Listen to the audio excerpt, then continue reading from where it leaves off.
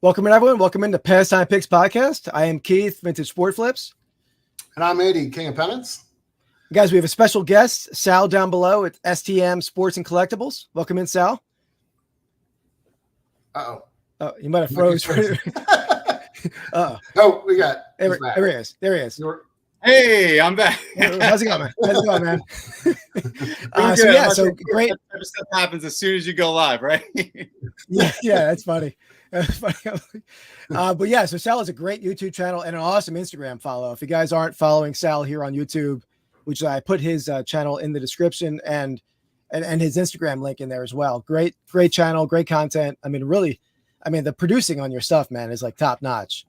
It's like man. TV quality for sure. I do it all myself. So, that's much appreciated. And I just want to say, thank you guys for having me on, the invitation to be on your podcast. I'm really excited to be here, talk with everybody in the chat. And I love what you guys are doing. And, I'm just excited to be on this thing. I'm looking forward to our discussion today for sure. Yeah. Awesome, man. Awesome. Yeah. It's going to be a fun one.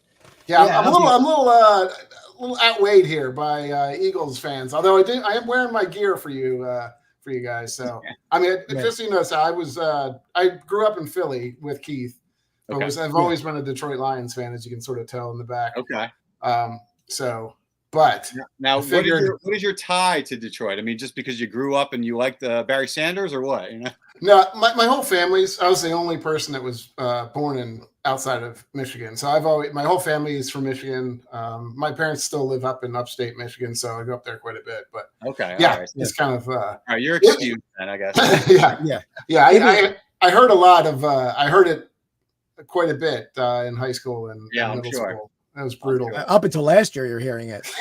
Nobody's voluntarily becoming a Lions fan, right? You got to be born into that misery for decades.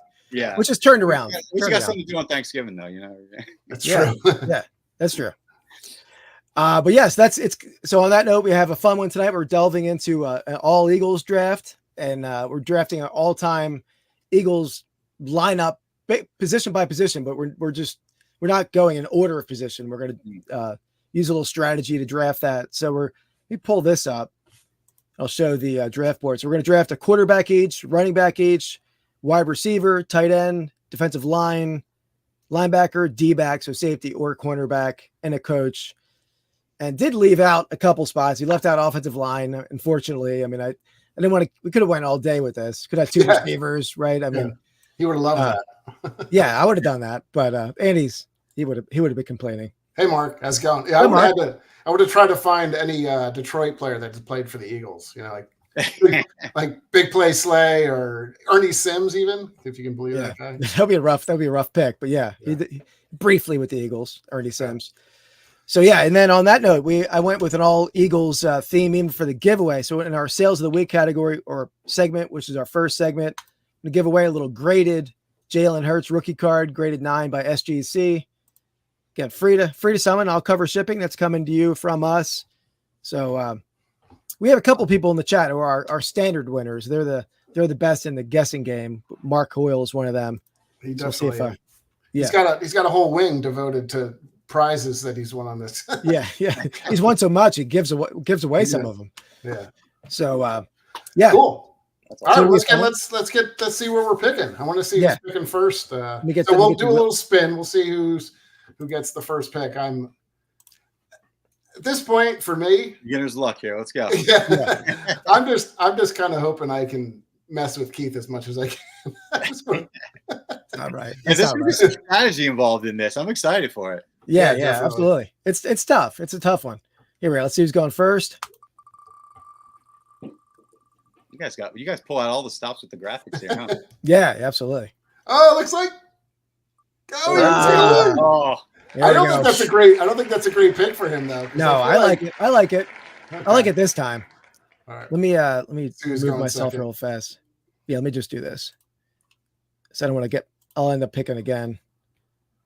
All right. For a second here. Damn, you guys aren't easy on your guests, huh? Yeah.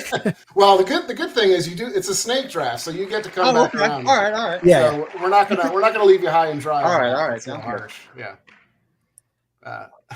You see that, Mark? Yeah, he's got the Vintage Sport Flip shelf with the giveaways. Oh yeah, he knows. That's Yeah. right about that. Yeah, Ines Cabell. Nice. That's a nice giveaway. Yeah. All right, so we're having me, then Andy, then Sal. All So right. this was Andy. The only spot that I was certain of with my overall pick was number 1. The rest Okay.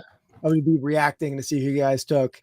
Yeah, I think I know where you're going on this. I mean, No. I should hope. We'll see. This position, a lot of them are pretty stacked across the board. This one's maybe slightly shallow. There's a lot of Okay. guys you could put in this position, but they're not. Okay. There are a lot of them are like tied for third. They're not going to vie for number 1. And Sure. this guy's one of the top players of all time, top defensive players of all time. I'd say Okay. top 3. Got to go with the Minister of Defense. You got to go with Reggie White. Oh, Reggie was okay. number 1 Kind overall. of threw me off there. I did not You expect, didn't expect to go that? that route. No. I just felt there's a drop off. I thought there's a drop off that position more than others.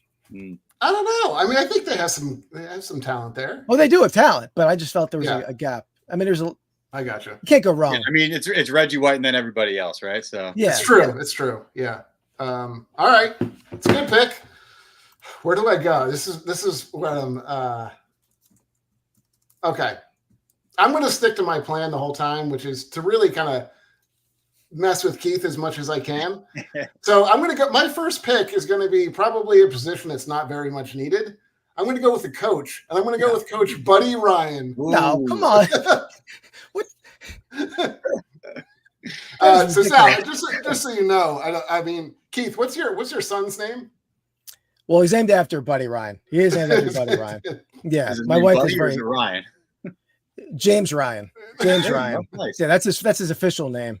Very Yeah. cool. And in fact, at the Super Bowl in Minneapolis, I ran into Rex Ryan in the bar in Minneapolis. And I'm like, Rex, just so you know, I loved your dad. I named my son after your dad. And he looked at me like I was insane and walked away pretty quickly. So, yeah, that's ridiculous, Andy. What's wrong? He was high on my list, I will admit, but Yeah, I know. man, can't believe you're sacrificing your draft board just to spite me. Not that Buddy Ryan's not a Cutthroat strong here pick. today, guys. Cutthroat, you know? Yeah. I know. Well, I figured that Keith was going to have a pick for, he's going to tell me why all my picks were wrong to begin with. And so I figured I'd just go with somebody that he can't tell me is wrong, even though it may not be the best coach ever, but I'll take it. All right. Yeah. So, Sal, what do you got for us, Sal? Oh, is it my turn? Yeah. Oh, okay. I'm going to, you know what? I might follow in your footsteps here, and I'm going to go Coach 2, and I'm going to go Andy Reid. That's the longest tenured coach for the Eagles, and he got us to the Super Bowl and the most win. I mean, he's a legendary coach, and you can see that obviously when he moved on into with Kansas City. Won a couple Super Bowls with Patrick Mahomes. He's a quarterback developer. Absolutely. I mean, we ran him out of town towards the end there. I mean, as Philadelphia fans pretty much do with everyone they get tired of, but. He's a legendary coach, and I think people appreciate him more now that he's a little bit further removed from the Eagles than they did when he was actually here. I think he deserves all the honors he's going to get coming up. I think he's a Hall of Famer, obviously, and can't go wrong with Big Red. Yeah, He'll probably be the all-time win leader at some point soon, right? I mean, I don't know how far he's behind Shula. I think he's got to be top. I mean, I think he's coming up on it. Yeah, he's pretty close. I think another year or two, maybe. Yeah. I mean, I picked Buddy Ryan for a different issue, but Andy Reid, I think, is probably, you would have to say, in the top 5 coaches of all time at this, if not even top 3 at this point, with what he's done. I mean, how many? He's got multiple, 4 Super Bowls? I'm not even sure what he has now, but he's got at least 4. 2. He's got he's got at least 2, 3, probably 3, I think. Right? I think it's 3. Yeah, he didn't win in 04, unfortunately, but yeah. And that's the thing. I think he became a better coach when he left too. I mean, he was a little bit of a stubborn coach here. And I think, but everyone, as you mature, you get older, you change your ideology a bit. And I mean, he's definitely introduced more speed to his teams than he did here. Yeah. Other than T.O. and later on he had some guys here, but so he's become essentially a coach. West Coast coaching tree, though. It's got West Coast offense. I mean, modified, right? Green Bay. Yeah. So that was definitely West Coast offense. And the other thing about him too, that you hear all the players love him. Even though in press conferences he was a little, you know, he was a little standoffish sometimes, you know, the time's yours type of thing, you know, but Yeah. If you talk to any of the players that he's coached, they absolutely love him and they, you know, can't say anything bad about the guy. So that goes to show you his character and what kind of person he is too. So he's definitely embraced his sort of like humor. I mean, like I don't remember him ever doing commercials when he was it. Like now he's doing. I mean, now he's kind of even making fun of himself. To a certain extent. So good. That's a great pick. Great. And he definitely changed the franchise around significantly, even after he left. Like with Peterson, obviously being a big part of Andy Reid's tree. So he's impacted. His impact has been felt for a while. Yeah, there were some rough years of coaches prior to that. I was looking at the coaching list. That's why I was like, let me get that out of the way now because it's slim pickings, I think. I know where Keith's going on his. He's going to hold off on it too. He's going Chip Kelly, right? That would be awesome. For like a couple of weeks, I would have, considered. Or maybe Kotite. He's still out there for you too, Keith. Yeah, I think I'll pass on Kotite. Okay. We'll do another round before we do the sales of the week. So you're going to go back to you, Sal, with the wrap-around. Not to put you on the spot, but you're up again. Oh, I'm up again? Okay. Yeah. Up again, I will let me think here. I'm probably going to go with one of my personal Eagle all-timers. I mean, I've met this guy multiple times. I've got as many items as I can signed by him. And every time he's around, I always have the opportunity. If I have the opportunity to go say hi to him, I do. And that's going to be tight end Brent Selleck. Okay. I like it. For some reason, I was drawn to this guy. The tight end is kind of an unsung position in the NFL. And he was, he's going to be an Eagles Hall of Famer. He's one of the nicest guys, and he's still around town. He does, a lot. He's got his hand in a lot of things around Philadelphia, and he's always popping up at bars and restaurants and things like that. So I'm going with my boy Brent Selleck. Yeah, good pick. Great. I like it. Great tight end too, man. If he was never going down on the first tackle, right? He was a beast of a tight end, and great. And thankfully, he was there for their Super Bowl, right? Of his final year. So that's nice. Yeah. I'm glad he got to go out on his high note.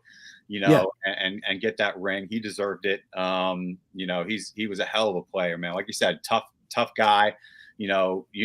Every play he was in there, and like you said, he could take a hit and keep going. The big drawback for a lot of people with Zach Ertz was, he gets hit and he goes down. It just drops. But I'm not saying that Zach Ertz is an amazing tight end, but just for me, Selleck is my guy. So.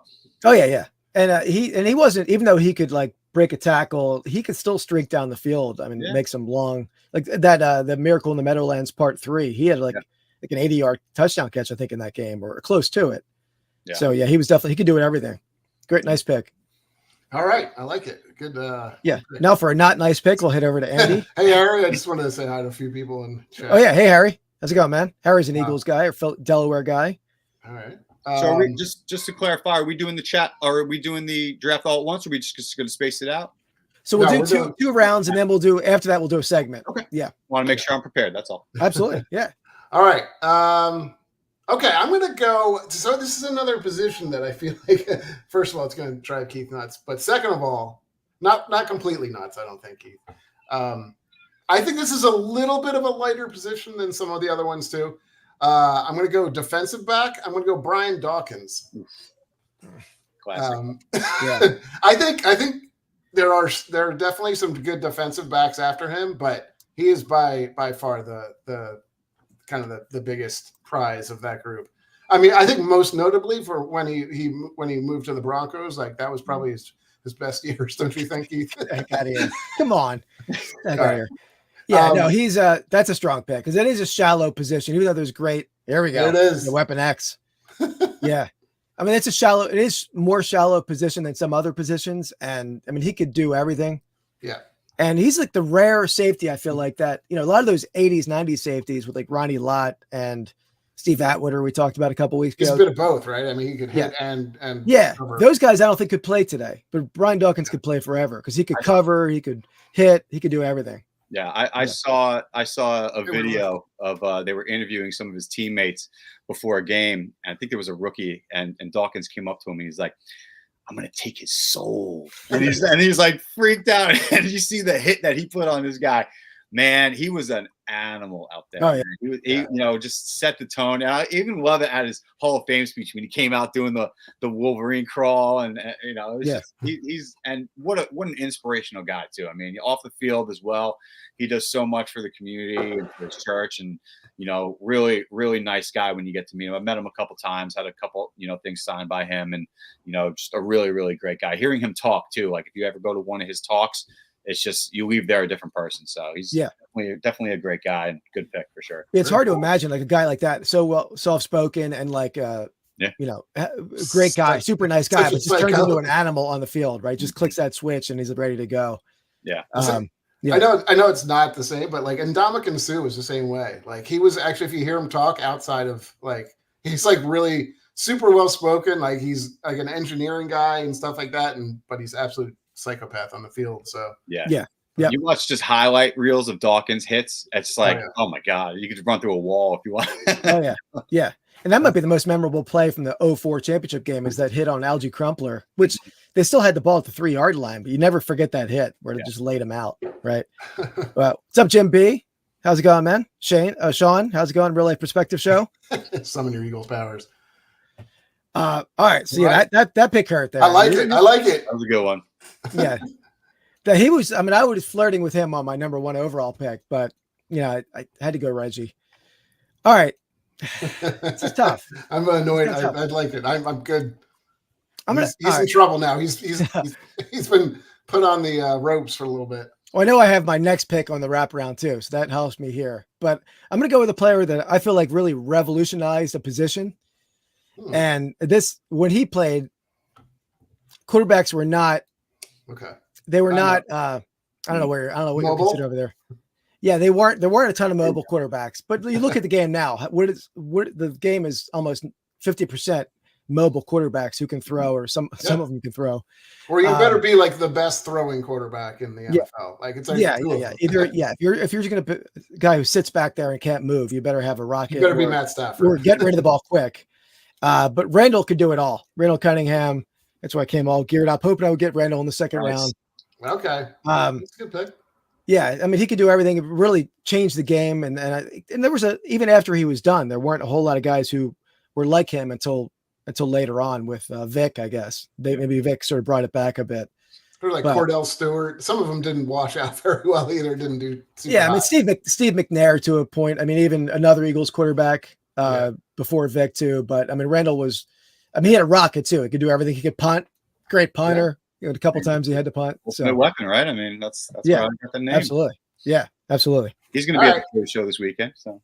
Oh, is he? I didn't even see him on the list. Oh, awesome. Yep. Very cool. Yeah, they're star-studded with all the quarterbacks. Jaworski, Vic. Yeah. Actually, I did see him on there now. The graphic had him, Jaworski, and Michael Vick, right? Yeah. All right, so that wraps. Let me pull up the draft board so I can fill this out real fast, because I think I forgot to put Andy's pick in there. Did you see that? You said stumbled on your 86 Fleer yard sale place last weekend. Oh, is that the you're talking about the actual yard sale that you found the 86 Fleer? Is that what you're talking about? Oh, you mean the yard sale or the video? I'm not sure. Probably the yard sale, right? The actual yard perhaps. Maybe I went looking for it too, but I didn't find it. Yeah. You found an 86 Fleer at a yard sale? Yeah, that's the video on my channel really blew up. I bought a small box of cards for $3, and I could see one was a 86 Fleer sticker, but I never opened it. I bought a bunch of stuff at the sale, came home and opened it on my camera, and there was no Jordan, unfortunately, but there was like 3 Isaiahs, a Malone, two Elijah ones. Hey, yeah, it was about that for $3, right? Yeah, absolutely. Got them all graded. They're all strong, 8s, 8.5. So that's yeah. Oh, shit, another sale. You missed out, Keith. I knew it was coming. I was watching for it, but I never. Dang. I hope he did well, Jim.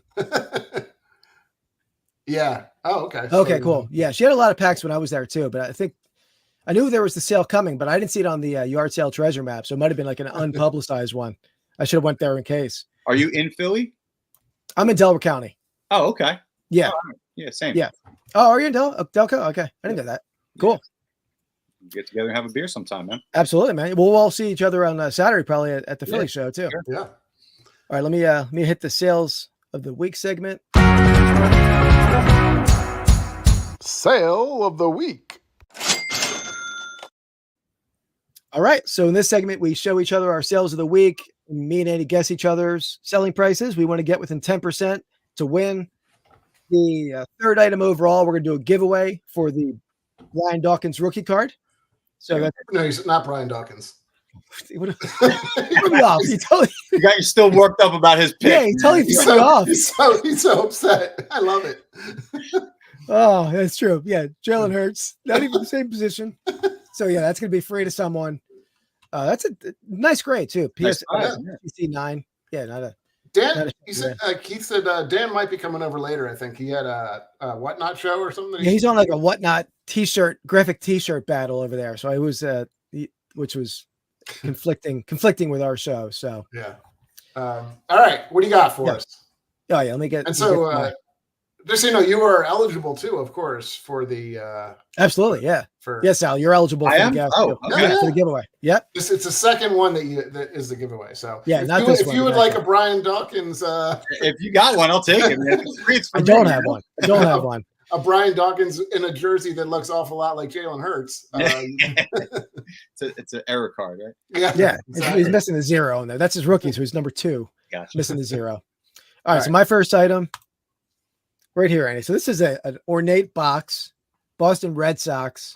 I'd say this is Mark would probably know since it's Mark's team, but I think this is like a 1930s. I've seen it called before.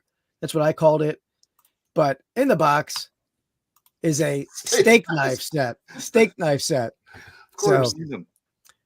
So very ornate, pretty attractive box. But again, I think Mark. Of course, Mark has it. I figure Mark have had it. I don't think they're super uncommon. I don't know how they. How people got these. I don't know if they were given to players. I assume they probably weren't given to players, given that, Mark has one. I had one. Think of what would be the occasion that they would make this for? I mean, like I know when teams win the World Series, they do some kind of weird things like, crystal balls and carousels and plates and stuff like that. So I'm guessing it's along those lines. So good point. Yeah. I don't know. Maybe you say the years was, what was it? I called it 1930s. That's what I've seen it called before. I mean, Mark can tell me if I'm wrong on that.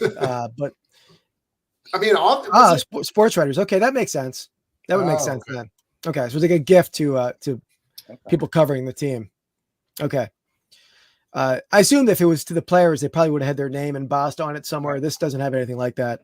And the knives were pretty plain as well. They have no like Red Sox logos or anything. Oh, okay. It looked like they're in good shape though. All right, so we got Soda City in at $2.99. Harry's in at $2.03. Mark may excuse himself because he already know. He probably maybe. Well, it's not for the giveaway. So he's I know. Yeah. But yeah, go for it, Mark. If I don't know, this I feel like it's kind of cool. Actually, I'm surprised. Have you ever seen one for like the Phil? I guess not the Phillies, but I've never seen anything like that. No. Yeah, I wonder if. I guess you got to be old enough too to go back that far. I'm not sure that they were giving out cutlery in the 50s, the 60s either. But yeah, I've seen other like odd like presentation. I have a wood bowl that the Flyers gave out to a player. But yeah, there you go. Arago's in at $3.49. Good to see Arago. In case you didn't know, Arago is a Redskins /Commanders fan now. So I didn't know that. Not now. Yeah, has always been. It's up third floor arcade. Jason, I think, is a local guy too. I believe, right? The old wood pole. What's that mean? I don't know. All right, I'm gonna guess. I'm gonna jump out here. I mean, I want to go probably near Mark because I mean he kind of knows. I'm gonna go $249.99 would be my guess. $249.99. All right. I'm gonna go $275. Okay. Good guess. A lot of good guesses here. Maybe. I'll let Andy know how he did. This is a quick and sweet, a short and sweet one, Andy. All right. Couldn't pull off the Philly special there, Tom. Sorry, Andy. You were.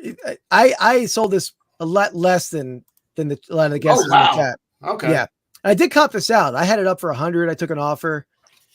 So based off of the chat. So yeah. No, I got a little worried that I undersold it when I'm reading all those guesses. I did comp it out, and I did, and I had this listed for like a year at 100, and I finally took an offer on it. So, yeah, cool. It's a random thing, you know. I mean, yeah. You don't see it pop up, I guess. I don't know. Somebody's got to know to search for it too. I guess Boston, Red Sox stuff comes up, but yeah, I don't think I would. I don't think I'd ever think to be searching for Tiger stuff or anything like that. Like cutlery as well, you know. Yeah. All right, I'm gonna go. So, my sale of the week, or what you're guessing on, is going to be actually 4 different pennants. So let me see here. And while you're doing that, I want to tell about. So check, if guys are into cards, check out Soda City Rips. That's his new Shane's new card ripping channel. He's going to be on our other channel, Rips and Brews. We haven't set an exact time yet, but we're going to do a collab with Shane over there. Soda City Rips. Collab, is that what you call it? Yeah, it sounds fancy. I don't like the way you said that. Okay, you don't like it? No. So, all right. So this is a group of 4 Arena Football League pennants. So we got the New Jersey Red Dogs, the Carolina Cobras. Right. That seems like it would be up Shane's alley. He's a snake. He's a snake handler, and he's in South Carolina, I think. There you go. That's a cool one. New England Steamrollers. And then Omaha Beef Football. That was my fantasy football team name back in the 90s. Omaha Beef. Yeah. I think that was the Utah Flying Elvises, right? Wasn't it? Yeah. I've been in the same league. Now, are those a mix of vintage and modern? So the Arena Football League has 2 different versions. There's the original Arena Football League, which I don't know, probably was in the late 90s or 2000s, didn't you say? And then there's an AFL 2, which came around maybe a few years later. Yeah. Both of these were not long-lived. I guess the original one was. I guess if you consider 90s vintage nowadays, I guess they do, right? Yeah. Unfortunately, for us old guys, but you know. Yeah, absolutely. Yeah. But yeah, so this is kind of they're all roughly the same vintage, though, I would say, for these, because I think these are all Arena Football 1, not the 2. Because you'll see, let me go back to this one. So if you see in the bottom left, which I can zoom in on a little bit, is that coming in? See the Arena. I see. That's the Arena. You'll see a 2 sometimes, and that's the second league or second version of it. So 4 of them together. Mark's in at $119.99. I like these. I especially like the Omaha Beef, since it's I think I won the league that year. I might, maybe. Probably not. So it's very fond memories. That's a pretty cool one. It's not a great graphic. The Cobra. Yeah, it's cool weird. And this is the only one that didn't have like the Arena logo on it too. I don't know if that's a strange looking pennant. Yeah. I think I might go a little higher than Mark. Mark, that's a good guess. And then Third Floor Arcade's in at 80. Shane's in at 179. I'm gonna guess they're about 30 each. So that's gonna put me pretty almost identical to Mark. I'll go a little bit over. I'll go 135 for the lot of 4. Okay. There goes in at 68. Are these now? Question for you, because this makes a difference. Was it a buy it now, or was it an auction? So these were all buy it nows. Okay. And they were. I'll let you know too. There, I did not take offers, but I had a set price that I would take, and they were triggered on all of them. So. Okay. All right. I don't know if he offered multiple times and then he just finally offered the right one, but I'm gonna go $99. I think he offered the 4 for $100, 25 each. It's a good one. It's a good guess. All right, let's see what. Harry's in at 93. Man, I still go, go, go, go, go, go, go, go, go, go. Thought you had that one, Keith. Yeah. No. So the total price for all 4 was $223.96. Oh wow! All right. So I'll show you the breakdown here. Arena Football pennants are where it's at, I guess, huh? So yeah, 63 for Red Dogs, 39 for the Cobras. The real big one was the was the steamrollers actually 79, and beef was only 39. I couldn't. I was a little surprised by that. Maybe I undersold beef, but Then I have those Arena League pennants, huh? yeah, I mean, I think you could probably, in most cases, get $30 plus on every single one, and in some cases you probably can. I mean, I've sold a couple of them for $89 or $99 too, I think so. But Nice. Yeah. And Sal, just so you know, me and Andy bought a collection of 30,000 pennants, and so we've been selling them for a year and a half now. But 30,000 pennants? Who? Yeah, God. Yeah, and there's still mounds of them. Have 30,000 pennants to sell. I mean, that's good question. We bought it from a local auction house who was selling them, and then I guess they got tired of selling them and just reached out to me, and I reached out to Andy. He wasn't a reseller at all at that point. I'm like, hey man, I got this group that I can't sell in my lifetime. I could use the manpower to help you sell these. So we came in on the deal with me. So how long ago was that, and how many do you have left?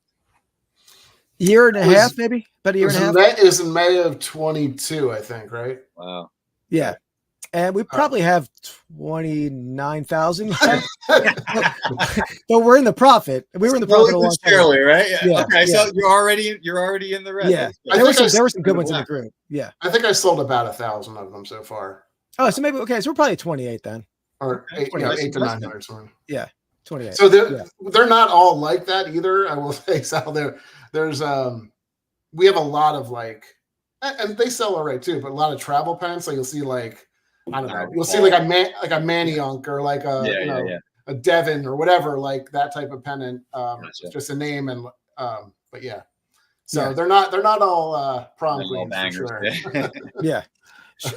Real Life Perspective Show. I think you're talking about me, right? You know what, Sean. All right. Yeah. Okay. So this is number 3, right? Are we yeah. This is for the giveaway. Yeah. Let me pull this up. Sandy, this is an item that you seem to have a lot of expertise with based on past guesses here. But again, this is for the Jalen Hurts rookie card, graded SGC 9, free to someone in the chat or Sal. Just not Andy. Andy's the only one ineligible. It's all right. I'm not doing too hot on guesses right now, so. Okay. The hats. The dreaded shark tooth hat that I know so well. Their little shark tooth up there. So there's a 9, Andy. I've sold these a couple times on the show before. So you already said the style. You know who makes this hat? Isn't this it's not something designs or something? Logo Athletic. Yeah. Logo Athletic. So I'm shocked. I didn't know that there's such. I mean, maybe you know, Sean, but I am shocked at how well these vintage hats sell for, and what they sell for, and how fast they sell. So yeah, I never would have guessed. Although maybe back in the day, these were kind of expensive back in the day, though, too, right? I don't think they were super expensive. Yeah, they might have been like $30-$40. I had a catalog before that had them listed. I sold that catalog recently, but I think they were like $30-$40. So they weren't terribly cheap. Definitely one of the better, but there's rare style hats. Some hats from this era can bring $1,000 or more for some of them. It can go crazy. But there we go. We got a 130 from the 33rd floor arcade. Mark's in at $169.99. Shane's in at $212.99. And by the way, you can go over. It's this person who's closest, whether you're over or under. We don't play the Price is Right rules. No, we don't. B's coming in at $5.99. He's taking the under though. Yeah. Sean's in at $159.99. Jim B's in at $5.99. I met Jim B a couple times lately, Andy, at a couple flea markets. Oh, okay. He's a local guy too. Are you guys battling for very, deals? Very cordial. And he's actually Jim also was my 1,000th sub on my channel too. There you go. So I got Congrats. Okay, yeah. I mean, Harry's in at 95. I don't know. These things go for a lot. Feel free to take your guess. I mean, this is new for. I don't know. Number one, I'm not really super into college stuff, and number two, I've never known that the shark tooth. I guess it makes sense, or what a shark fin, I guess I would say. But you know, I didn't know that these were such a hot commodity. I'm learning a lot from you guys right now. I thought I was pretty good with the vintage stuff, but apparently I have a lot to learn. So I'm going to go maybe like 175. I don't know. Okay. All right. Good guess. I have no idea what it is. I can't imagine that. It's $175 for that. That's crazy. Yeah. So here's my thing. I don't think Texas A&M is the premium name that you'd want to get on that. So I think maybe occasionally I'll listen to Keith when he talks to me. Like I try to block him out as much as possible, but occasionally I'll listen to him.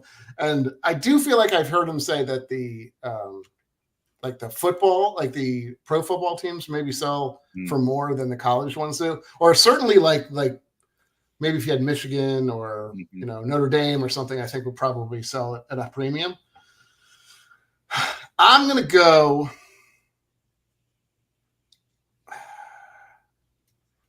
I'm gonna go $129.99. I mean that which is still ridiculous. Hearing me say that, that's it's a lower price than some of these things go for, but yeah. All right, let me let Annie know how he did, and we'll get to the giveaway winner. Oh, Richard! Oh, wow! Wow! Not cool. Haven't used that one in a while. Well, I will hand it to our Texas boy in the chat. Sean nailed it. Wow. Exactly. Oh, okay, Sean. Sean, you get to. This is the one hat that he doesn't want. He's going to burn it. Actually, he doesn't get the hat. But $60. Yeah. Shark Tooth is definitely are. And one thing, Texas schools are like anything you find in Texas schools. There's a premium there. Okay, that makes sense. They love their football down in Texas. Maybe not the Cowboys. Who loves them? But college football. Yeah, college football's huge in Texas. Okay. Yeah, that makes sense. Okay. Wow. But am I right more or less though that it's the NFL teams that sell for more? Not necessarily. I mean, certain teams will, like the Raiders would. I mean, there's some things that are rarer than others, and I don't really know that, to be honest, which ones are rarer than others. So I'm not super sure of that. If Sean was a buyer, I don't. Yeah, I think he's a UT guy, right? That's one way to. Yeah, I think so. That's one way to ensure that you win the giveaway. Yeah, that's true. Yeah, you got to predict which will be the giveaway, though. True. All right, so we're back to the draft. Back to the draft. Let me pull up the draft board. And so, Sean, that card is coming your way. Nice. To a Cowboys fan, no less. Oh, sending Jalen Hurts to a Cowboys fan. But can you feel free to use it as a coaster or maybe a doorstop, whatever you need. Don't say that, Andy. I didn't know Cowboys fans were allowed in the chat. Yeah, I know. All right, so here we go. So we got it went Reggie White, then we went Buddy Ryan, Andy Reid, Brent Selleck, Brian Dawkins, Randall Cunningham is with the draft order. All right, so I am back to you, right? Back to me, yeah. All right, I'm gonna go with I like to go back in time a lot with my picks and all of our drafts. Sure does. This is definitely one of the better Eagles of all time. And this is back at a time where even though I didn't put offensive lineman on the list, I'm throwing his name on the offensive lineman category that doesn't exist in our draft board. I'm going Concrete Charlie, Chuck Bednarik as my linebacker. It was up in the air whether I wanted to take Dawkins or Bednarik. I thought Dawkins might hurt you more, so that's why I went that route. But good pick, obviously. I also feel like it's a little bit of a shallow. I mean, all positions are pretty deep, but that's a little shallower. I mean, I think number two and three, they're not bad. They're not bad. There's a huge drop off. I would. Yeah. And I collect not over there, over here. I collect. I've been collecting Chuck Bednarik signed cards, trying to get that whole run. So big Bednarik fan. Keith hates to see that. Chuck pick. I love it. Okay. Where do I go here? Andy, I accidentally put Brian Dawkins on my draft board, Andy. To fix that. It's funny because there's some positions I feel like I don't know what to do on this one. Okay. I'm going to go with I'm not sure he's the best at this position, but he was definitely my favorite growing up. As not really an Eagles fan, but I just liked him. As wide receiver, I'm going to go with Mike Quick. Nice. I know he's. I mean, is he in the Hall of Fame? I'm not sure he is. Right? Okay. And I guess he's not going to make it, but Carmichael is. Yeah. Yeah. So that was my kind of thing. But I liked him. Growing up, I just kind of was more of a Mike Quick fan. I mean, it's our vintage, right? It was kind of late 80s. It was kind of just like the perfect name for a wide receiver too. I mean, like how can absolutely, yeah. And he was a low round pick. I forget what round he was drafted in, but not a high pick, I don't believe. Mm-hmm. Yeah. And obviously you also get the added cherry on top of the sundae with him being a great commentator, great color man for Merrill Reese for a long time. Yeah. That's not what I was picked him for, but I'll take it. It helps. Yeah. All nice right. pick. All right. That's mine. So I'm up then. You are. Yep. Okay. You're gonna get 2 in a row, so don't feel like you have to make the perfect pick here. Can you pull the board again real quick?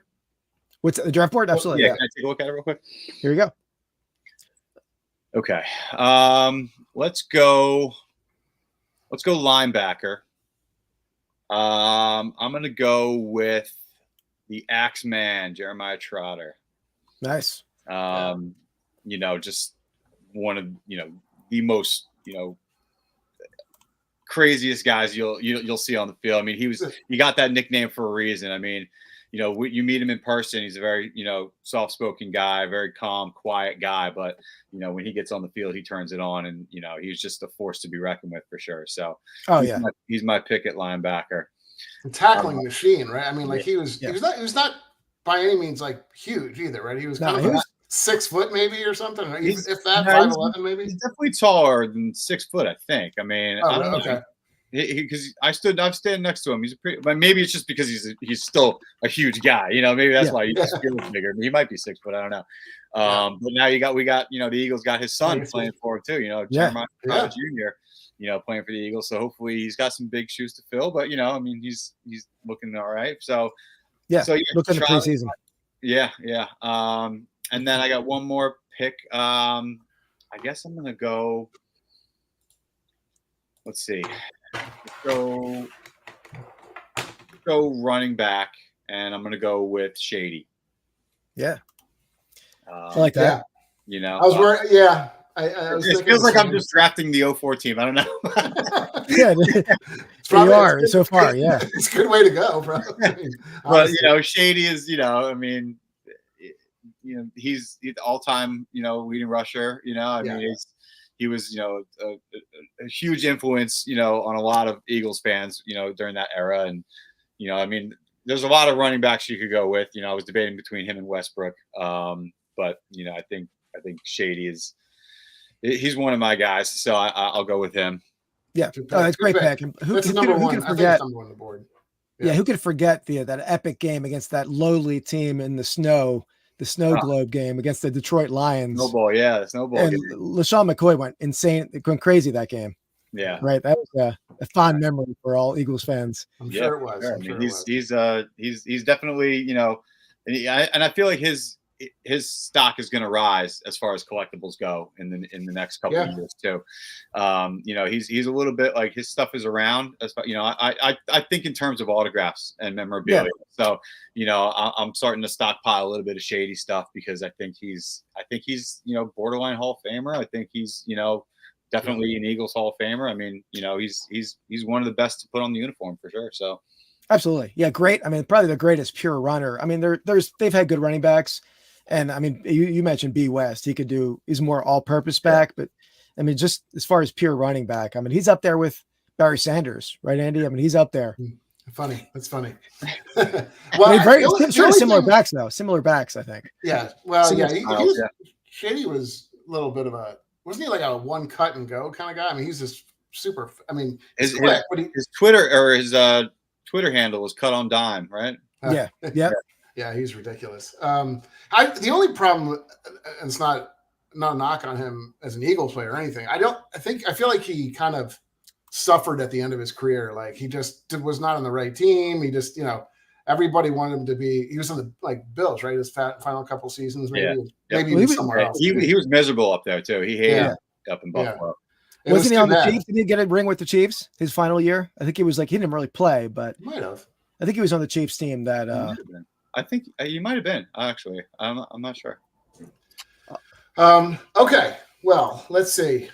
I can hold off on linebacker. You guys both took linebackers. Yep. I think I'm going to go running back. I'm going to go Brian Westbrook because I do feel like there's a bit of a drop off after Westbrook and McCoy. I think those two are by far. I mean, I remember Westbrook, being just like Keith said, like an all around tool. He was just not in a bad way, but all around catch the ball. He was one of the most prolific, I think, ball catchers. Really, I mean, he was kind of Tomlinson-esque. Maybe not all the physical skills, but just an absolute an Eagles player through and through. So, and it was a great returner. I mean, he turned the season around a couple times with returns. Yeah, and he was one of the better catching, out of the backfield running backs that the Eagles have ever had. So. Yep, and he was kind of small too. I feel like he got through, and I mean, I know he wasn't like Darren Sproles small, but he was kind of similar, and that I feel like he would kind of sneak away, and people would lose track of him sometimes. But there you go. What do you think of that pick, Keith? You like it? I like it. I'm really struggling where I go here. I know. I love it. Let me pull up the list too while we're talking. I guess here. I got it. So, man, it is getting tough. It's getting tough here. I mean,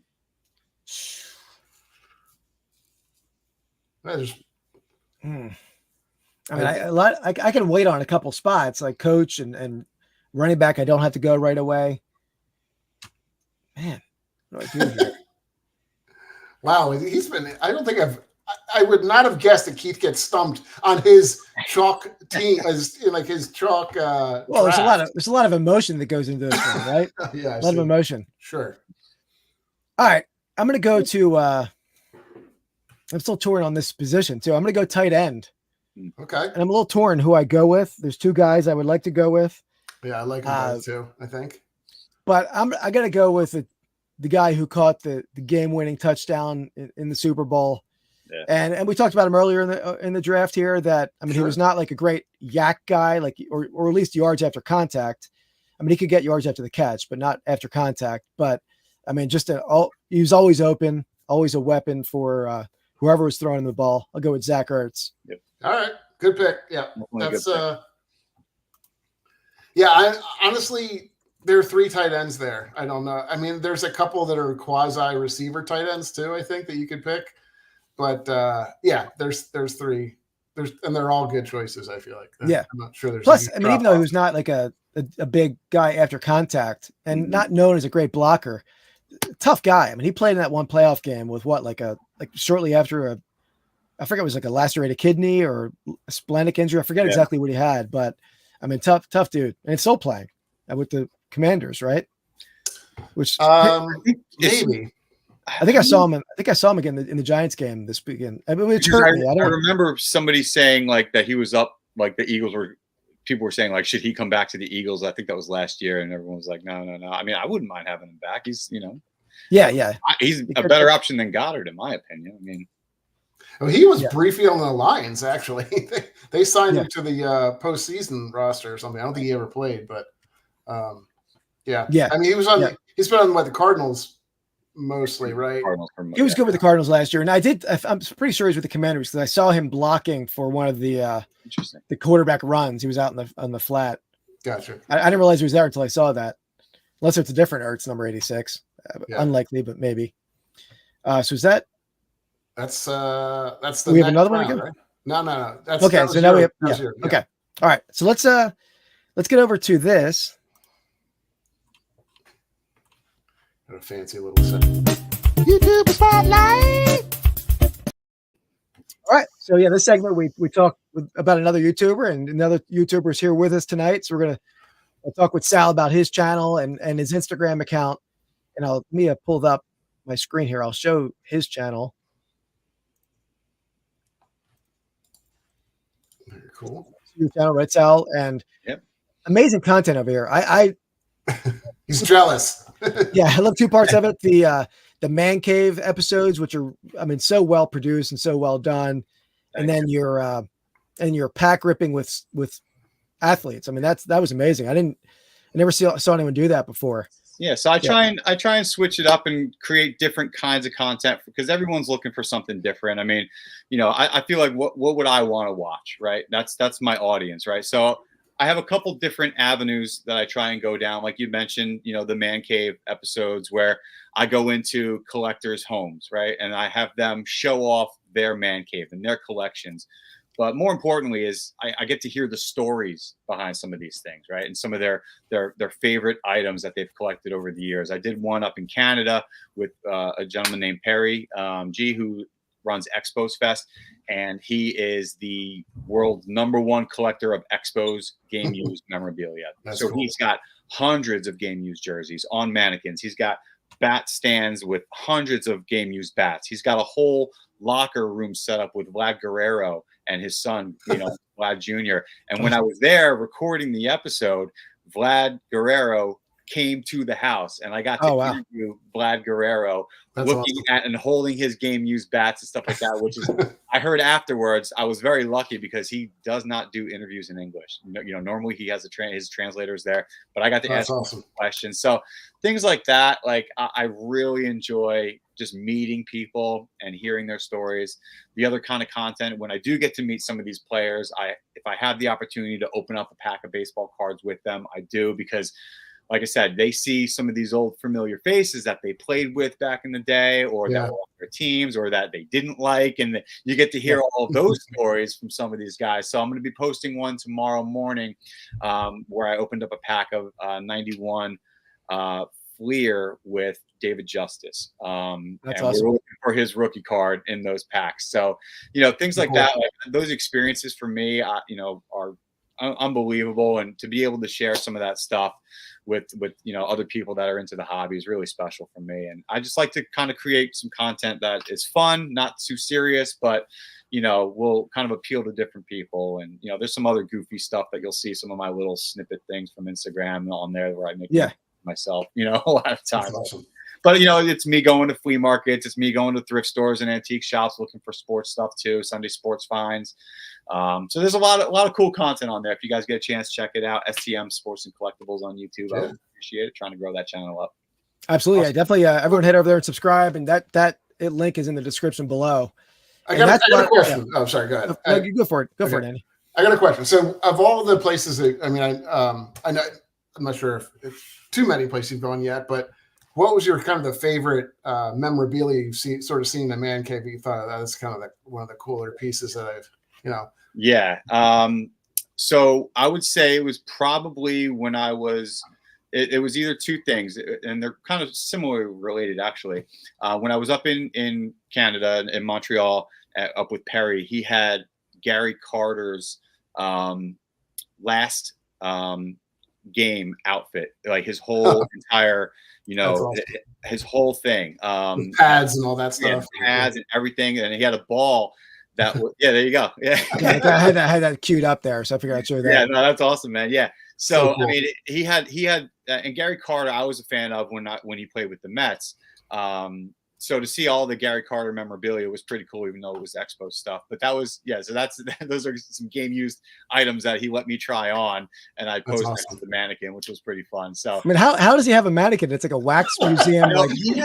Crazy stuff, but that is a Gary Carter wax statue. Oh God, that's a great one. You need to step your game up, buddy. I don't see any Buddy Ryan statues in your house. No, I do have, like, my son was scared to come in my Eagles man cave for the longest time because I have like 7 mannequins in there, but none of them like a wax museum. So that's cool. It was unbelievable. It should be a museum. I mean, it really should. I mean, the stuff that he has in there, the vintage stuff especially. I mean, he's got stuff like from Jackie Robinson and like crazy items in his collection. So everybody check out Expos Fest. It's a great charity. It goes to a really great cause, the Montreal Children's Hospital. All the proceeds go to that. So they run a big gala every year, and I try and go up there. Last couple of years I've been up there. So that's awesome. It's worth checking out for sure. But yeah, it's taken me to a couple really cool collections. I'm waiting. I have a couple more lined up that I'm waiting for, the schedule to kind of, and I have to travel out to, I'm going out to Ohio to do one. So if anybody has a really cool collection that they want highlighted, just so happen to have somebody. Mark is I would say one of the preeminent Boston. Yeah, you should see Mark's collection. He's got some insane. Yeah, some of his stuff overlap. Yeah, absolutely. Cool. And Sal, I think Jason had a question for you. I mean, I don't really have any jerseys framed. Do you have a certain spot? I saw you obviously have great looking displays behind you there. Sure. Yeah. I mean, I know there's a couple local shops that do it, obviously, but I also can get items framed for people as well. I mean, I have connections with different shops and framers and things like that. So if you're looking to get anything framed up or anything like that, just hit me up and I can point you in the right direction. Or I can even get, if you send me the jersey, I can get it signed for, or not signed for you. I can get it framed for you, and then we can figure out pick up or shipping and stuff like that. So yeah, hit me up and message me, send me an email or something like that. Or I think my contact information will be somewhere in this podcast. Yeah. So. Yeah, in the description, I have your Instagram handle. I don't have an email address. It's probably the best way to get in touch with me. Cool. Yeah, so that's awesome, and I love the idea of the reps with the athletes because they're like reminiscing. I think Kruk was talking about he went against that pitcher, and it's that interaction is awesome. So I said, the stories you get to hear from some of these guys. The Moises Alou one was pretty cool because I pulled out card from his roommate in winter ball. He's like, oh, I was roommates with him when we were coming up. So the stories that you get are really, really cool from some of these guys. They'll pull a picture and they'll be like, I hated this guy. So it's a lot of fun. So the more opportunities I get to do that, I'm going to take advantage of them for sure. Yeah, so cool. That's awesome. Very cool. All right, so let's circle back to the draft then, right? Let me get back to the draft board. And is it me or who is? Yeah, I think you're coming back. So yeah, it's your second pick. I'm prepared here. 1, 2, 3, 4. Yeah, so we all have 4. So yeah, you picked first. So all right. I feel like you're woefully unprepared from the start, buddy. Well, I'm running the show. I'm gonna get pulling up the videos. All right. I'm gonna go with the wide receiver position, and I think you had to do that. Yeah, there's a lot of guys here left that I could go with. I mean, one guy I loved, not a Hall of Famer, but this guy is a Hall of Famer. I'm going to choose. I'm going to go with Harold Carmichael. Yep. The guy was just like a freakish athlete, right? I mean, you don't see the receivers in his mold very often where, just a gargantuan receiver. I mean, maybe a little bit like Calvin Johnson or in that kind of style of player. Yeah. But I mean, just a receiving machine at a time when there wasn't really a passing game. But, he really, he did a lot during his time with the Eagles, and not playing for great teams, at least a little later in his career. It's a good pick. Good pick. All right. So I got to do a little thinking here to figure out who's going to be left for me. All right. I'm going to go. All right, I'm going to go with quarterback because I know there's a third in the list that I just don't love him as much as the first two. I'm going to go with Donovan McNabb. That was going to be my pick next. I was like, oh, shoot, I should have picked him last round. Yeah, I mean, the 1, 2 were kind of, pretty high up, and then the next guy. There's a couple of guys, obviously, that are in that mix, but yeah, I mean, McNabb is, he's one of the most successable quarterbacks the Eagles have ever had. So, I mean, for sure. Hard to beat that guy. He didn't start off like people didn't love him at the beginning, right? They didn't love the pick. He got booed at the draft. Yeah. I mean, but shortly after that, the draft, because they all wanted Ricky Williams. Yeah. And it was more the exciting pick, which is hard to imagine a team not wanting a young running quarterback. I mean, but early on, he became a fan favorite just because he wasn't like they didn't have a high profile offense that first year. They would win gritty games, all about him on the ground. So yeah.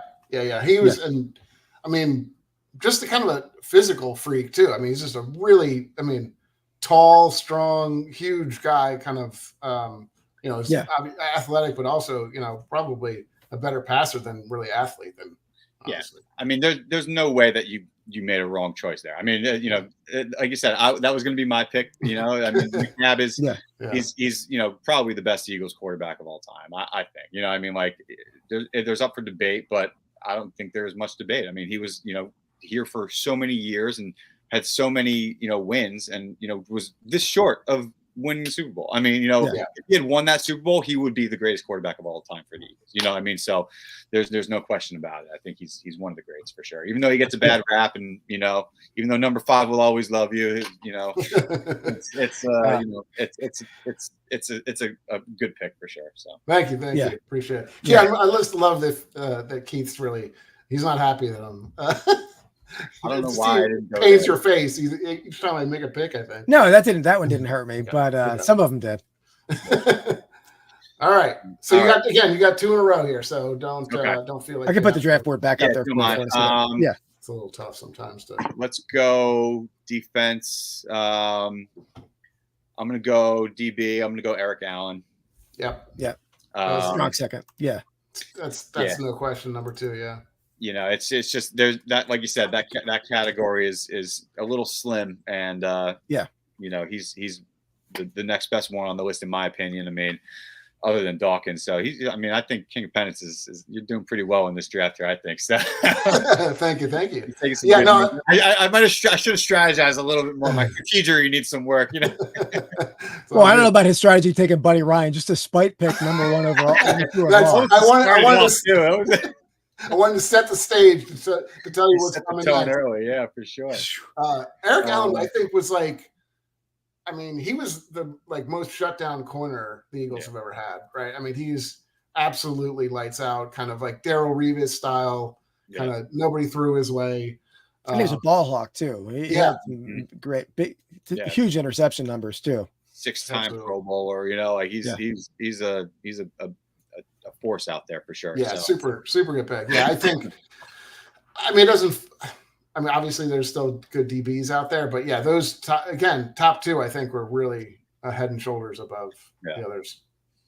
Don't you think, Keith? There's another good one, so but yeah, absolutely. I mean, Allen should be in the Hall of Fame soon. I think he's been close, right? He deserves to be. I think I don't know if he's on the ballot. I mean, I think he was nominated. I think he was. Yeah. I think he was. He didn't get through, but I could see that happening. Yeah, because he had a pretty long career, and even when he went to the Raiders position, for like you said, it took a while for Dawkins to get. There's not many, there's not many of those guys in the Hall of Fame. So I do think he deserves it for sure. So, all right, my next pick. Yeah. Oh man, it's getting tough here. Well, I don't have to worry about quarterback right now. On that one. Wide receiver, I will probably go with one of our best deep threats that we've ever had, one of the quickest guys that we've ever had, and always, I feel like he is another fringe Hall of Famer. And I think that he left here unceremoniously. Like it was not, the farewell that he deserved. But I'm going to go with Deshaun Jackson. Yeah. I think that he could have had such a much better career if it didn't get stifled by all the nonsense that happened in the Chip Kelly era. A little bit of a diva. I think that hurt him a lot too. But I do think that he is one of our all-time wide receivers and the best deep threat that I think we've ever had. So absolutely, yeah. There's no receivers really like him. I mean, maybe Tyreek Hill a little bit. They're similar in a way, although Hill doesn't return, right? I mean, Deshaun was an amazing returner and changed so many games. The metal ends too. I mean, that's that was all because of him. I mean, I watched that clip. once every couple of months just to just enjoy it. Yeah. So. And I still get a little nervous when he's circling around at the end. Like, is that guy going to catch him at the end? That's but he had a lot of moments like that. I mean, that game was obviously his hallmark. And like you said, Chip Kelly, a lot of like people unceremoniously were shipped off. And that was a very weird. It was such a strange time. And I mean, he was such a strange guy. I mean, there was all that stuff that came out with like gang ties with Jackson, this and that. And I was like, what the heck is going on here? And then they booted him out. And, I saw a clip on there when I think it was Deshaun Jackson's podcast. And he was calling other players. He's like, what's the first word that comes to your mind when I say the name Chip Kelly? They're like, trash, garbage, asshole, all kinds of stuff. So it's, I mean, that goes to tell you what kind of respect he had in the locker room. So, for sure. Yeah, no, he ruined, he was not there long, but he ruined things for a couple of years afterwards. Yeah, for sure. Yeah. He went to the Redskins after that, right? That was his next stop. Is that where it was? Yeah. And now he's back in college now, right? Yeah. And he's just, didn't have the same career. Like it was. Oh, you're talking about Jackson. You're talking about Chip Kelly, right? Andy, I'm talking about Deshaun. Sorry. Yeah. He went to a couple spots. He came back to the Eagles. He did come back to the Eagles. Yeah. Yeah. But he wasn't kind of the same, right? It was kind of, I mean, it was just a different player. He was still a similar player, but he was hurt often. He got hurt. Yeah. He hurt. I think he got hurt like the first game of the season. Didn't he like tear a quad or something first game of the season? He was never the same after that. So. And then when he finally came back like 4 or 5 weeks later, he got hurt on that game too. So it was a shame. I mean, we were all really excited when he did come back. And then, I think it was the first play of the season or something like that. And he got hurt and he was out. And I was like, damn. Yeah, it's a shame. All right. So the question is, where do I'm going to go defensive line here. There's 2 that I have here that I kind of don't know which one I like better. I mean, Reggie White clearly is a far away number 1. I'm going to go with the recently retired Fletcher Cox, though. I think it's between him and another guy, but I almost think that the other guy benefited from having your guy, if that makes sense. So Fletcher Cox really was kind of the anchor, and you can kind of see. I'm not going to knock the Eagles very much, but I do think that they're missing him a little bit. Like I feel like currently they're just not. He's just a different player, and I think potentially like leadership, all that stuff. I mean, they have a very, very young line right now, obviously. Yeah. So I think they're missing a little of that. I know he still doesn't have huge flashy numbers and stuff like that, but for a big guy, he pressured the quarterback and pushed the pocket as well as almost anybody in the league. So what's up, JD? Welcome in, man.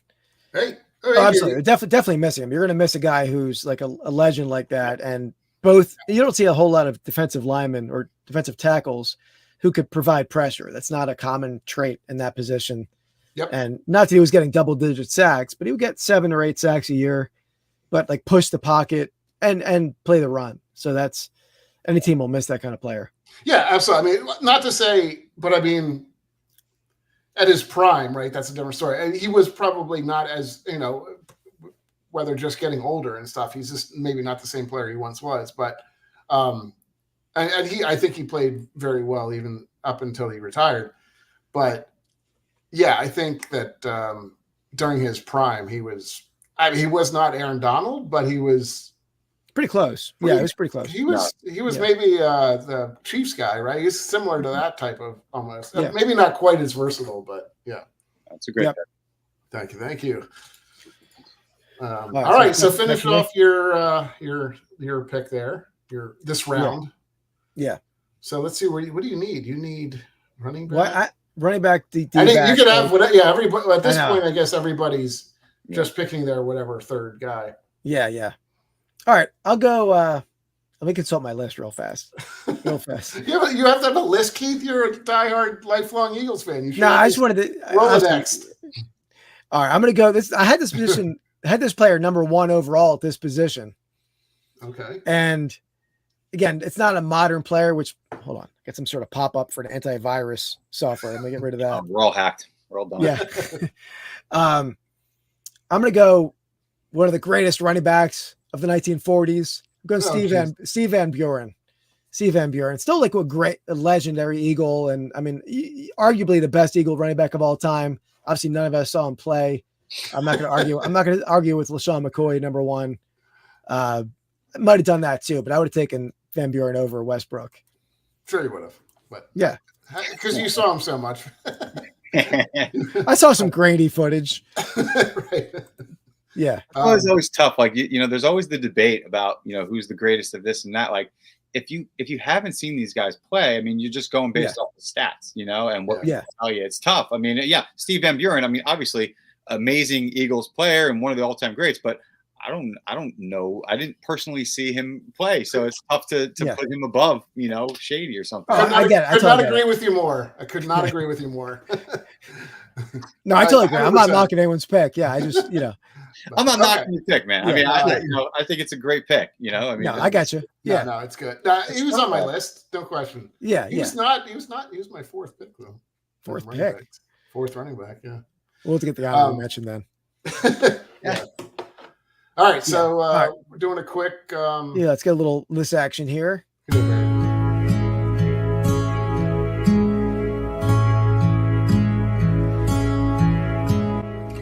Find of the week. All right, let me get rid of that though. So this segment we show something we've picked up lately. Mine are a lot of gonna be like flea market buys, and Andy, it doesn't necessarily go sourcing at flea markets. It's either stuff that we bought together and he's just discovered it in our pile of unsold inventory, or like stuff he bought for himself. Yeah. So I'll show one piece real quick, and I do have two things to show. But the one I bought this on Sunday, pretty cool, like vintage license plate, 1974. But I love some of the teams on there that are. Oh yeah, the Adams is a soccer team, right? Adams soccer team. You know this team, Andy? Is that the lacrosse of Philadelphia Freedom? Yeah, the Wings are the lacrosse. Okay. Freedoms are the world team tennis team with Billie Jean King. Oh, okay. Yeah. So not a very long-lived league. Yeah, so pretty cool. So that was a flea market buy. And then I had this piece over here. It's pretty big. I've had this for Campbell's soup. No, let me get my camera a little. So it's it's a soda advertising. This is Eagle soda was. Let me fill it. Eagle soda, made from real eagles. Yes. So that was when Leonard Toews owned the team, and he also was like a soda magnate, and that was his soda company. I guess when he bought the team, he like put out Eagle soda. It's like called Touchdown Cola and some other sodas down here. Wow. I've had the cans before, but I've had this poster that I bought from a friend of mine for like a year. Finally got it shrink wrapped, so I can finally. It's not going to stay there permanently, but I'll put it somewhere. That's a cool piece, man. Yeah. Thank you. So I have a background. My background is in marketing and advertising. Oh, so cool. I gravitate towards things like that. Anything with cool branding on it, anything with, ad content, especially if it's tied into, soda and my sports team. That's something that's right up my alley. Yeah. Oh, sure. Awesome. Very cool. I'm a Coca-Cola collector as well. I collect bottles and memorabilia for that type. Oh, I didn't know that. Very cool. Yeah. I'm into all kinds of things, man. Comics, Coca-Cola, vintage toys, cards, everything. So you do the Coca-Cola caps? Do the player caps or? Yeah, for sure. Yeah, I collect. I mean, anything I see that is. I just found like an old vintage like Coca-Cola pencil that's like shaped like a Coke bottle, but you flip it around and it turns into a pen. It's really very cool. Yeah. Anytime I see anything like that, I pick it up. So yeah, you got it. It's funny, like you sort of get in a niche of things, and then it's like. Then it expands outwards, and you're like, before you know it, you're collecting 5 different versions of of something, and you don't even realize how many my wife collectibles out there. Yeah. I'm sure. Yeah. But she's the one who said, "Hey, what do you want to do this weekend? You want to go antiquing?" I'm like, "Yes, I do." There we go. Yeah. There you go. I'm starting to get her into it now. She's catching the bug, so that's good. Keith, has your wife ever said, let's go antiquing? No, she dreads anything to do with it. I mean, she like begrudgingly will play a little bit of a role on my YouTube channel, like guessing prices of stuff, but she's unenthralled by it. And but she'll play along a little bit. I also like the fact that, I don't blame her to a certain degree, because if you ever go antiquing or yard sailing, I guess, is that what they call it? Yard sailing? Yeah, that works. With Keith, he is like, he's like a one-track mind. There's nothing going on. You could tell him like the sky's on fire, and he's like, "Wait, did you see this? I could sell this $3 thing for $6." It's like he picks out everything, and Nice. he'll have like we went to this brewery or this beer thing. This guy, beer collector, Estate sale. Yeah. estate sale. And I went in there with him, and he had like this box, and before you know, he's just like shoving crap like in it. I was like, he's like a monster. He's like he turns into an animal. We filled our truck up that day. Yeah. We went Antiques to, radio. I took my kids to it was a fairy festival, right? A fairy festival where they had all kinds of fairy stuff, and Tinkerbell was there, and they got face paint and all that stuff. They had a little vendor section over in the thing. So I was like, oh, go check out the vendors. It was mostly like crafts and fairy braids and things like that. There was one guy who was selling toys, and I went over and I found some vintage wrestling figures, and he was like 2 for $5. And I was like, all right, Done. I grabbed 4 of them. I grabbed like a Stone Cold, a Rock, a King Kong Bundy, and Shawn Michaels, all for like $3, $2.50 each. I was like, I'll take these. They were a little beat up, but I was like, I can at least make money on those, It's awesome. Yeah, you always got to be look searching, right? You never know we're gonna find something. Yeah. All right, then I'll do a quick one for me. Mine is not nearly as interesting, unfortunately. But as a diehard Lions fan and collector, picked up my first. This is a downtown of Jameson Williams. So this is my first.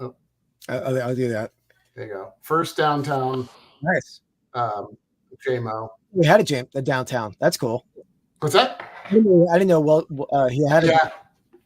Same year as this guy, who is the Aiden Hutchinson. Awesome. Downtown. How do you feel about the design of the downtown cards?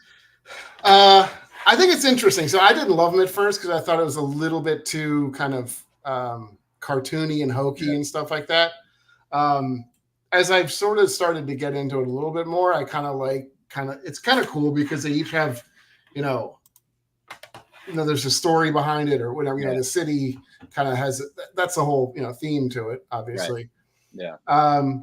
Yeah. I mean, I collect a lot. Like the hottest commodity. Like people love downtowns, and I'm like, I think like the one you showed me, it looked like there was like a little bit of the acetate one. Yeah. That's cool. I mean, that design, I actually can get into that design. It's a little different than the other ones. Like the second one you showed has like the cartoon, more of a cartoon feel to it, which I don't like as much. But I like that one you just showed, the Grady ones. Yeah, I mean, this is the first I've been looking at. We went to a card show, and I was looking at a Gibbs one that I probably should have bought it because I mean, at this point, it's like $200 more than than what I could have had it for. But but I will. Yeah, this one I think I'm going to bring get graded. This one looks pretty strong, so let's see. So what year is the Jameson? 22. And the Hutchinson is when? 22. Oh, so they're both the same year and very different look. Yeah. Oh, okay. So this, they're made by Don Russ. So Don Russ makes Clearly, which is like the acetate style version. So they have cards called Clearly, which they do downtowns in, and then this is just the Don Russ. I see. Okay, so different. Optic. So comes out of that. I actually prepared something as well for a pickup of the week. I was at a vintage store, and I brought it out just for you guys. So you can tell me a little bit something about this because I know nothing about it. But it's there you go. Classic 49. The Beaver. Very cool. Beaver. What's the end? VCG or VOC. So vocational, I think. Okay. Probably like a technical college. Yeah. So I wonder if it's the Beaver College then, which was what, Arcadia now? I don't know. I don't know. Class Flock felt though. That'll get you a lot of. I got it for $10. I was like, can't beat that. Yeah, I'll grab that for $10 all day. I mean, it's a cool graphic. It's got the Beaver logo on it. Definitely. 49. I was like, it's pretty good shape. It's got a little bit of the staining here from I guess being folded. That's not bad though. Yeah, no, that's a great one. Shape. So yeah, $10. And absolutely, even a high school pennants in that style. We have a lot of them. I've had a lot of them. They still bring like $30-$40 for the high school ones, but that looks like it's college. More, I think, yeah. I don't know. I didn't know anything about it. I tried to do a little bit of research. I came up with nothing. So maybe I'll look into it. If anyone in the chat knows anything about it, or if you guys know anything about it. I'll look it up afterwards. I'd look up the history of like the Arcadia, their name. I mean, see what Beaver College was back in the 40s. I wonder if they could have been a vocational school I'll see if I can find something on it for you. Yeah, some of the ones that have a long history, and that like change like titles or anything like that. The original stuff could be, really, really nice, really expensive. Those are the ones that I think. Yeah. Jason, that's that trash can's like 69, 70, 71. That's the green wings. There was that helmet 69 to 73. I've only ever seen that trash can once.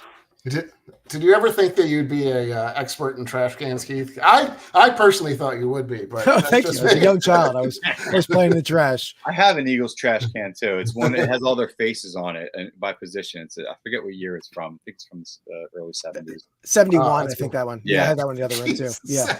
Okay, I didn't know I was talking to a trash can guru. I'm sorry. Okay. No, it's all right. It's all right. Mark, no, if you mean that scrapbook page with the ticket stubs, I still have it. I didn't sell it yet. Yeah. In my last video, I bought a pretty cool scrapbook page that had some ticket stubs that might have been Negro League games played in is that Newark, New Jersey, I think, Mark. But yeah. And Jason, I have a ton of trash cans in the warehouse. I can not that one. I have a ton of Eagles trash cans.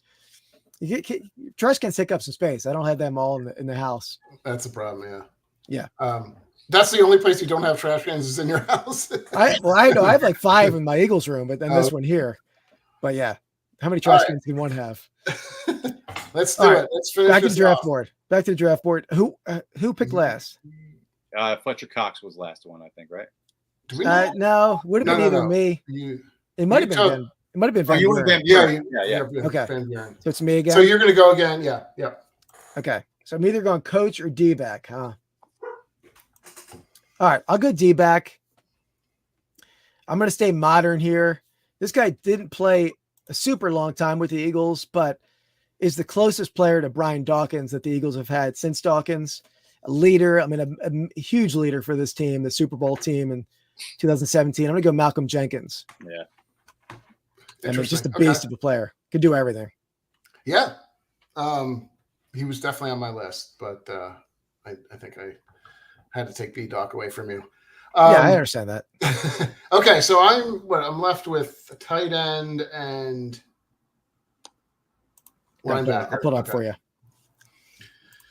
I'm going to go with tight end, a guy I grew up with watching, little kind of, I guess a little before me, not before me, but he was kind of ending his career as I was watching him. That's Keith Jackson. Nice. Kind of revolutionized the tight end, Yeah. Was that kind of pass catching guy as opposed to. It's a wrong Keith Jackson. Give us a little O'Nelly. Oh, Nelly. Yeah, it's going to be a hot one. No, I know. That's the other thing, too. Anytime I saw Keith Jackson, because he'd always do Michigan games. So, Keith Jackson. That's how he's changed his career. Yeah, he was a great his skin tone. But yeah, it's true. Yeah, I had him high on my list. I was between him and Ertz, and definitely there weren't a whole lot of tight ends like him at that time period. Probably if he would have played now, it'd be even more of a monster because they didn't really pass a ton at that point as much as they do now. Yeah, definitely.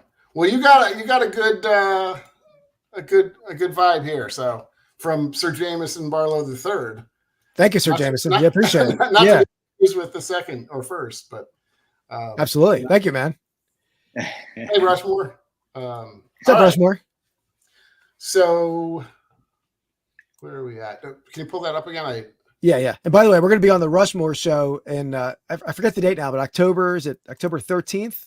It's on a Thursday. We're going to be drafting the best NBA dunkers of all time. Nice. They do like I think the Mount Rushmore of different topics. They do all pop culture topics, but we're going to be on the sports one. Okay, so you have left quarterback and D line. All right. So and then I just picked twice, so I'm just going to fill out my whole thing here, right? Yep. All right. D line. I'm going to go with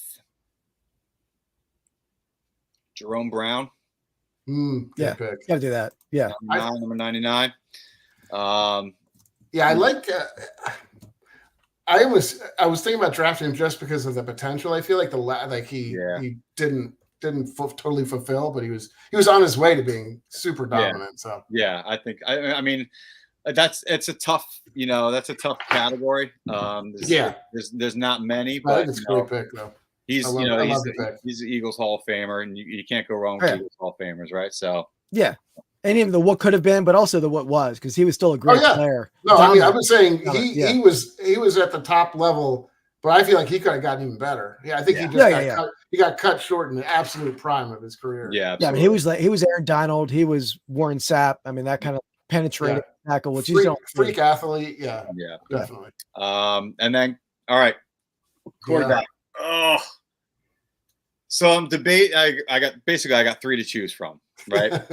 I got either Jaws, Vic, but I'm going to go with my man who brought the championship to Philadelphia. Oh, I like it. I like it. I know where it's going. Nick Foles. Without him, we would not have had the championship. I mean, he's not the greatest of all time. He's not the greatest Eagles quarterback, but greatest play, though. His greatest display of quarterbacking. I mean, he beat Tom Brady in the Super Bowl. I mean, I got to go with my man, Nick, just because of that. Right? I mean, so, and he just retired as an Eagle the other day. So in honor of that, we're going with Mr. BDN, Nick Foles. Yeah, I was gonna roll in a little BDN. You know what BDN stands for? You don't have to say it. I'm pretty sure. Big Nick energy. Yes, exactly. Yeah. That's I'm happy with my squad. Yeah, that's strong. That's strong. Strong. To be honest, I was a little leery about taking Randall because I wanted Nick Foles myself. I mean, Nick brought probably the 2 best consecutive games that quarterback has ever played for the Eagles in history. I mean, with the Vikings game, and then the Super Bowl could do no wrong. It could not have. You couldn't have scripted a better ending. I mean, it was lightning in a bottle. Philly. I mean, it's iconic, legendary Eagles football, and it will forever be remembered in this town. So that's why. And I had at that time, after that, leading up to the next season, I had some sadness because that guy he'll always be worshipped in Philly, but part of me was like, well, should they have traded Wentz at that point and stayed? I mean, it's a hard thing to go back and look at, but that whole situation was tough. I mean, I don't blame Wentz for wanting out and being done, after that whole thing. I mean, how can you follow that? I mean, it's always going to. And he almost did it the next year too. If Alshon doesn't drop the pass against the Saints, I mean, they're on the same kind of track as they were. So strong pick. Yeah, cool. I like it, definitely. Okay, well, I got linebacker left, not a super flashy position to end the draft with for me, but I mean, I had really 1, 2, and 3 almost kind of interchangeable for me. It's definitely a different player, so like a different style, I would say. I'm going to go with Seth Joyner. Nice. I think he's probably kind of, I don't think there's a ton of people I mean, I can't think of too many other linebackers that I'd put in that mix. He was really more of a kind of a cover guy, not a cover guy completely, but he could cover better, I feel like, Trotter was a thumper, right? I mean, Joyner was an outside linebacker too, right? But he could definitely, he was a big guy. He was blitzer. I mean, it was always interceptions, sacks. I mean, he could do everything. Yeah, that's a good pick. Yeah, it was definitely my favorite. I mean, I had a lot of favorites on those teams, but him, and Wes Hopkins, Andre Waters, they were my 3. Yeah, that's a good pick. Yeah. Thank you. All right, Keith. I already know who you're picking, so I don't think you do. I'm going. I'm going 2 different eras here. I'm debating still. I'm undecided with the last pick. Just so you know, the reason I think I know who he wants to pick or would pick is he's collecting one of the cards of who he considers the best coach of all time, maybe next to Buddy Ryan. Yeah, we're doing on our channel. We're putting weekly videos out where we're building the player run collections. Mine's all Philly, Phillies, and my Phillies player that I chose was Greasy Neal, who played for the Phillies for a couple of years, but obviously known more as an Eagles coach. But I'm not going to go with Greasy because I got some legends on my squad here. I got Van Buren, I got Chuck Bednarik. I'm going to go with on the similar vein as what Sal took with Nick Foles, only one coach has brought the Super Bowl to Philly. I'm going Doug Peterson. Final overall pick. Okay. You were going to go Dick Vermeil. I totally thought you were going Dick Vermeil. Yeah. There's a lot of strong choices there. Dick Vermeil too, but I'm going Doug. I mean, Doug was sort of run. If I had a quarter, I mean, my coach, I want to see him cry, and that's the only reason I would have thought you would take Vermeil on that one. He loved his players and put a lot of theme in there. So that's true. A lot of emotion. I know. Yeah. Doug P's a little bit of a shock pick for me. It's definitely not chalk. So good for you, Keith. Not chalk. No, I mean, he brought. I mean, obviously, I think Nick Foles made the play call in the Philly special, but he still agreed with it after a delay. He didn't agree with it immediately, but he still went think with the about call. it for a second. Yeah, let's do it. Yeah. And I mean, he's still he was sort of pressured out. I feel like he was a great coach, and it was sort of an unceremonious end to a guy who won a Super Bowl, the first in the franchise's history, like a couple years later, to be not there anymore. I'm always rooting for him. I will say though, in comparison to the Andy Reid pick, which I think he's gone and arguably been more successful outside of the Eagles. Doug P has had some tough sledding after he left. He's he doesn't have a whole lot to play with. I know he's got Trevor Lawrence, but Trevor Lawrence? He's not there anymore, is he? Isn't he on Carolina now? No. He's in Jacksonville. Is he still Jacksonville? Yeah. You're thinking about the other. Who was in Carolina? Oh, that was the offensive coordinator was there for a year. The Colts backup quarterback. Oh, Frank Reich, maybe. Frank Reich. Yeah, he was in Carolina. Yeah. Okay, that's right. Yeah.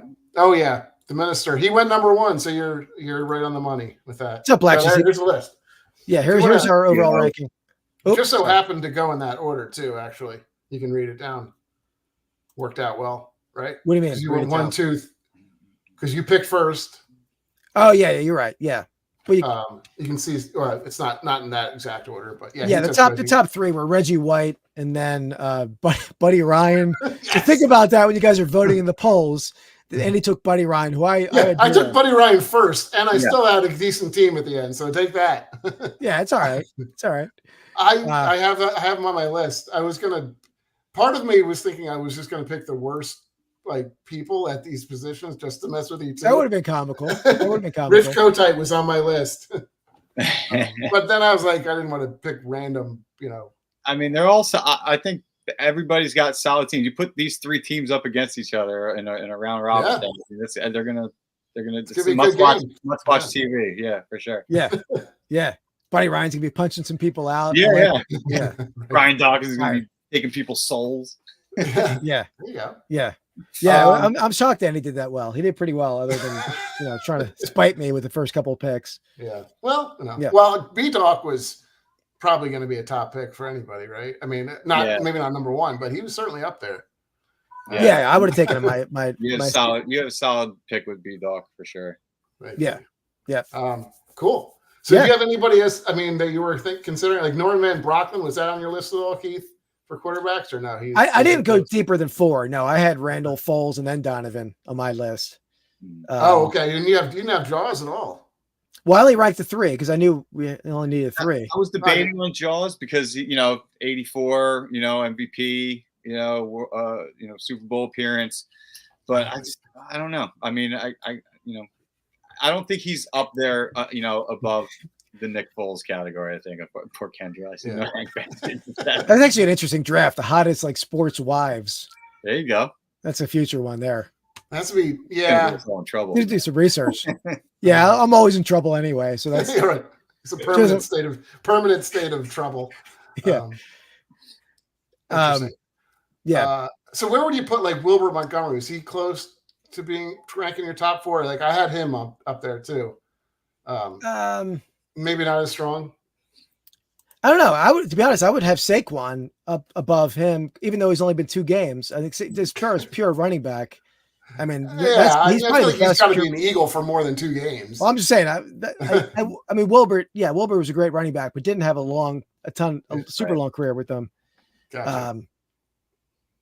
I'm trying to think of anyone else that was not picked that I would have had. Deuce Staley.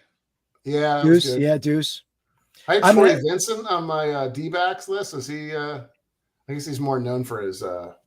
Good thing I picked the way I did, because not great picks later. So that's good pick. Get down towards the end. It got tough there. Yeah, for sure. yeah. Like Clyde Simmons too was the guy I was talking about, actually, when thinking that he collected a lot of sacks from Reggie, right? Oh, I think you were talking about Jerome Brown when you were saying that, but I was struggling with that one too. But I think there's defensive ends, number 3 spot or 4 spot. There's a lot of them in there with Clyde Simmons, Trent Cole, Hugh Douglas. Yeah. Cool.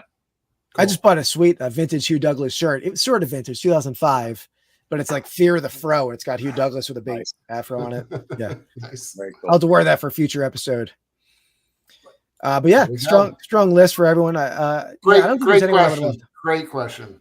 What was the question? What pick was McCoy picked? Is that what the question was? No, the one on the screen. Oh, Andy, if you could reach out to a fellow Lions content creator, I mean, if there's any out there, I'm willing to draft the Lions team. I don't know. I think you will have your revenge against me. Yeah. Yeah. Dan asked when McCoy was picked, and that's a good question. Towards the end, I think, because you guys picked your running backs before me, so I was kind of sitting on that one a little bit. No, I think you were. It was the number one. I think you had McCoy 1, right? You had the first. Yeah, because I had the first one. No, maybe I'm thinking of the wide receivers. Actually, that's what I'm thinking. Yeah. I definitely. that was probably right around. That was probably like number 1 on my list. 3rd or 4th draft. Okay, yeah, you're right. That was so long ago, man. I forget. Yeah. Thanks, Mark. Vic, Vic was that's true. Honorable mention. I know it's a controversial pick for some people, but he for a brief time definitely a dynamic player, including the Miracle of the Meadowlands game. Great game in that game. Yeah. What about speaking of Miracle of the Meadowlands, I guess who's the guy that returned it? Was not Wes Hopkins, right? It was Herm Edwards. Herm Edwards. Yeah. I was gonna say, we play to win the game. Yeah, he could be on the multiple drafts. He was on our we did a draft of best tirades or something. Is that what it was? Was that on the list? I forget if that was. Yeah, the tirades. He was in there. I think the top five receivers. He talking about T.O. It must be about T.O. Yeah. Yeah. He was a debatable for me. I mean, but he just wasn't here long enough. And I mean, I think, and with all the drama that it brought, I don't think, I think I'd rather take Jackson over T.O. on my draft board. Yeah. That was a wild year and a half. For long term, then I mean, probably the pure greatest receiver ever, for sure. You put T.O. there. I mean, the guy was just a physical marvel. Similar to A.J. Brown, I think. A.J. Brown is not to the level of T.O., but they're somewhat similar. But that year was magical, though, with him. Like, remember the whole bet with Andy Reid? If he caught a certain amount of touchdowns, Andy Reid was going to wear his tights. So that was a wild year. And then how things turned quickly a year and a half later. Yeah. It was sad. The push-ups in the driveway and everything else. Yeah. So, well, some of these guys, I mean, honestly, we only had 3 picks, right? So I mean, you're kind of picking top. So it's some of these. Yeah. But there are definitely certainly some. Like Tommy quick decisions, right? I mean, Tommy McDonald's a great Eagles receiver back in the day. So there's a lot of. If we went just drafting receivers, all these guys would have been picked for sure. Could have Mamula too. I don't know if I would have picked Mamula. Maybe leading the Eagles in like QB pressures or not sacks, but certainly was a good stats for workout. So combine warrior. Yeah, combine for sure. Insane, yeah. All right. Well, that's probably gonna wrap it up. But that was an awesome time, man. Thanks, Al, for me get rid of this. Thanks for coming on, man. Fun time. Absolutely. Thank you so much for having me on, guys. It was a lot of fun. Yeah, great. Absolutely. I really appreciate it. And if anybody is, looking to hop on, my YouTube channel, all the information, my Instagram, YouTube, everything like that's in the description. So I really appreciate it. And, hopefully we could do this again sometime. And I'm looking forward to meeting you guys, hopefully at the for this weekend. Absolutely. Yeah, we'll be there on Saturday for sure, man. I'll probably be there Friday, and then he's coming down. He doesn't live in the area, so we'll go down on Saturday. Definitely. Looking forward to it. Yeah, we'll definitely say hi when we run into you. Absolutely. Cool. Thanks, man. And everyone, we'll next week, we haven't really decided what we're doing next weekend. Maybe we talked about doing the dumbest TV movie characters of all time. That's it. Maybe we'll do that next week. We'll talk about it. Something. Yeah. Yeah. Yeah. Oh, we All right, should do guys. a combine episode. Yeah. What's that? He said we should do a combine of like the best combine workouts or something, or combine warriors. Yeah, that's good. A little research on that one. I'm open. I'm open to research. So Yeah. put like Chris Johnson and anyway. Cool. All right, man. All right, guys. We'll check you next week. And before I forget, we're doing a giveaway on Rips and Brews. We're pulling this giveaway winner on Saturday night. So if you want to get on the giveaway, go over to Rips and Brews YouTube channel, and on the Star Wars video, which we put out last Thursday, throw a comment up, watch that video. We'll tell you how to get in on the giveaway. This is going to be a free blaster box to someone. So just got to throw a comment up over there, hashtag Rips and Brews in the comment. And otherwise, we'll see you guys next week. Peace. Out.